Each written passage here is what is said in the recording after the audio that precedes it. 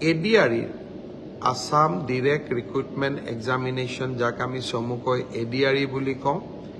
ADRE grade 3 পোষ্টসমূহৰ পৰীক্ষা 15, 22 আৰু 29 সেপ্টেম্বৰত অনুষ্ঠিত হ'ব আৰু আজি আমি সিদ্ধান্ত ললো যে অহা 3 অক্টোবৰৰ পৰা পুলিচৰ ফিজিক্যাল টেষ্টসমূহ আৰম্ভ হ'ব মই আকৌ এবাৰ কৈছো যে গ্ৰেড 3 পোষ্টসমূহৰ বাবে ইন্টাৰভিউ 15, 22 আৰু 29 সেপ্টেম্বৰত অনুষ্ঠিত হ'ব এই পৰীক্ষা এবাৰ লোকসেৱা আয়োগে পতা পৰীক্ষাৰ আৰ্হিত হ'ব প্ৰথমতে প্ৰিলিমিনাৰী পৰীক্ষা হ'ব তাৰ পিছত মেইনছ হ'ব আৰু মেইনছৰ পিছত আমি ভাইভা প্ৰক্ৰিয়াৰ মাজেৰে আমি সমগ্ৰ ইন্টাৰভিউ প্ৰক্ৰিয়াটো সমাপ্ত কৰিম অৰ্থাৎ এতিয়া হৈছে প্ৰস্তুতিৰ সময় প্ৰায় 2 মাহ সময় আমাৰ হাতত আছে এটা কথা লক্ষণীয় আৰু খুব ইম্পৰ্টেন্ট যে পৰীক্ষাৰ সিস্টেমটো চেঞ্জ হৈছে সম্পূৰ্ণ পৰীক্ষা সিস্টেমটো নতুন এটা প্ৰক্ৰিয়াৰ মাজেৰে হ'ব তো কেনেকুৱা ইয়াত নিউ সিস্টেমটো হৈছে এপিএসসিৰ নিচিনা বুলি কৈছে মানে কোৱেশ্চন পেপাৰৰ লেভেল হিমানলৈকে নাযায় বাট সিস্টেম হ'ব 3 স্টেপ প্ৰথম প্ৰিলিমিনাৰী এক্সাম হ'ব যেটো এমসিকিউ বেস হয় generally prelim two MCQ base হ'ব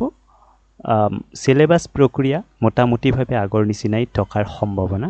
আছে মেইনছৰ যেটো কথা এই মেইনছৰ কথাটো অকমান হুকিয়া হ'ব ইয়াত জেনাৰেলি অকনমান বেলেগ ধৰণৰ প্ৰশ্নৰ অৱতাৰণা কৰা হয় আৰু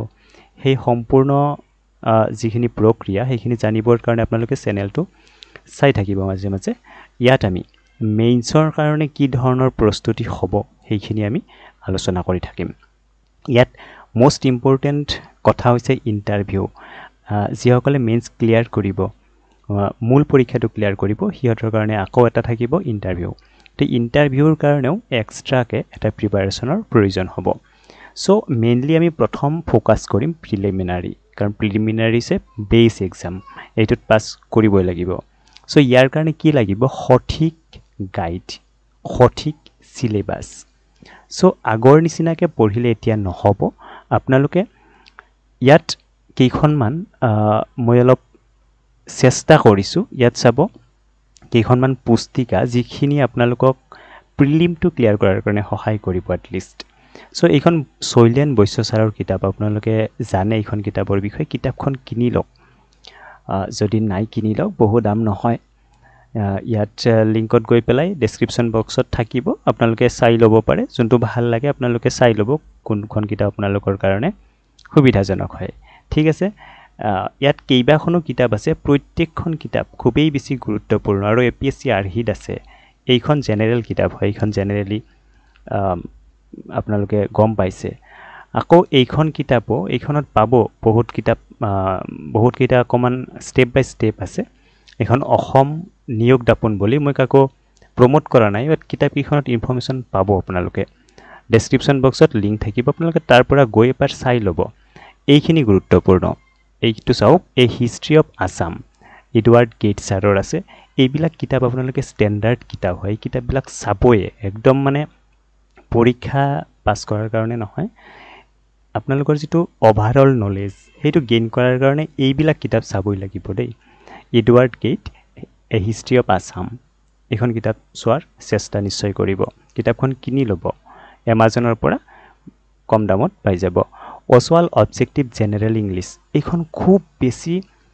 ষ্টেণ্ডাৰ্ড বুক হয় ইংলিছৰ কাৰণে এইখন কিতাপ মাষ্ট কিনিবই পৰীক্ষা দিয়াৰ ইচ্ছা নাথাকিলেও কিতাপখন কিনিবই ঘৰত ৰাখিব লাগিব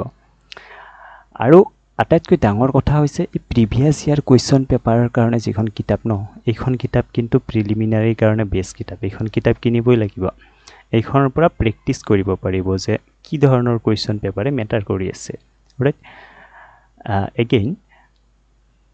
এইটো দেখিছে প্ৰিয়ম বৰুৱা ছাৰে লিখা from Yandabo two partition Assam হিষ্ট্ৰীৰ কাৰণে হয় খুব বেছি ষ্টেণ্ডাৰ্ড কিতাপ এপিএসসি দিয়া সকলে জানে এইখন কিতাপৰ বিষয়ে এই কিতাপখন আপোনালোকে ঘৰত কিনি থব আৰু সকলোৱে জনা কিতাপ হৈছে লুচেন্ট জেনাৰেল নলেজ এটো নিউ এডিশনৰ কিতাপখন কিনিব পুৰণাখন থাকিলে চলি যাব বাট নিউটো হলে কাৰেন্ট ইস্যুবোৰ আপডেটেড থাকে সো এইখিনি চাব এইখিনিৰ পিছত বিশেষ প্ৰয়োজন নাথাকে আপোনালোকে এইখিনি চাই লওক পৰৱৰ্তী যিসমূহ মেইনছৰ কাৰণে আমাৰ প্ৰিপাৰেশ্যন প্ৰক্ৰিয়া হ'ব সেইসমূহ ভিডিঅ' যোগে ইয়াত আমি আলোচনা কৰিম আপোনালোকে চেনেলটো চাই থাকিব ইয়াত কাৰেণ্ট এফেয়াৰ্ছৰ কাৰণে এটা বৰ সুন্দৰ ভিডিঅ' কেইবাটাও প্লেলিষ্ট কৰা আছে এডিআৰৰ কাৰণে আপোনালোকে প্লেলিষ্টত যাব ডেছক্ৰিপশ্যন বক্সত প্লেলিষ্টৰ লিষ্ট দিয়া থাকিব তাত গৈ পেলাই এক্সেছ কৰি চাব কিমানখিনি তাত কাৰেণ্ট এফেয়াৰ্ছৰ ভিডিঅ' দি ৰখা হৈছে গতিকে আপোনালোকে এইখিনি চেষ্টা কৰক কিবা যদি অসুবিধা থাকে কিবা নতুন কথা জানিব লগা থাকে কমেণ্ট বক্সত কমেণ্ট পিন কৰিব অ'কে থেংক ইউ